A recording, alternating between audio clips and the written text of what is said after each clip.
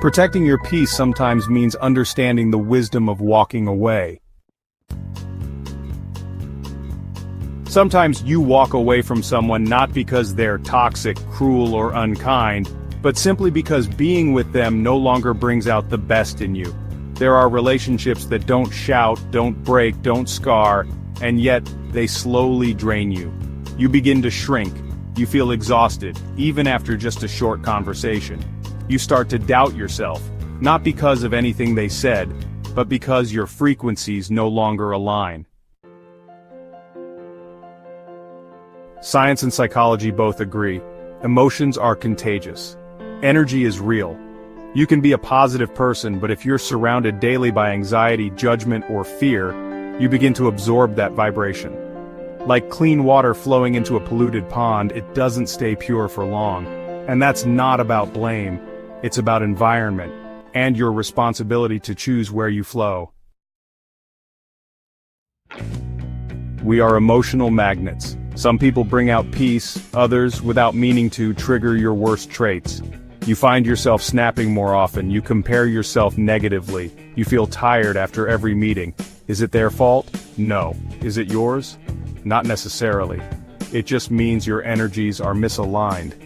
And when your inner strength is still fragile, it's wise not to walk into the storm. Until you've grown strong enough to remain centered, protect your space. Maybe you're chasing personal growth, while they want comfort and familiarity. You're valuing the spiritual, while they're focused on the material. And slowly, you both begin to act, to perform, to bend and stretch into someone you're not, just to make it work, until one day, you realize you're drifting away from who you truly are.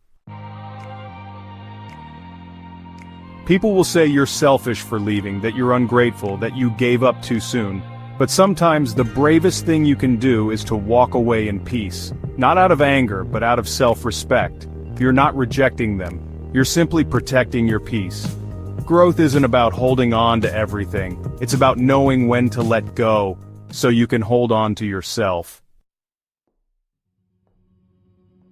Ending a connection isn't always the end. It's often the beginning of coming back to yourself. It's the moment you stop shrinking to fit. The moment you stop editing your soul. The moment you whisper to yourself, I choose peace, I choose me. Many people stay stuck in not-so-bad, not-quite good relationships. Not because they're truly happy, but because they're afraid. Afraid of being alone. Afraid of judgment. Afraid of hurting someone else. But real clarity doesn't come from fear. It comes from self-awareness. And that means asking, who am I becoming in this space? What triggers me and why? What kind of energy helps me grow? What does peace actually feel like?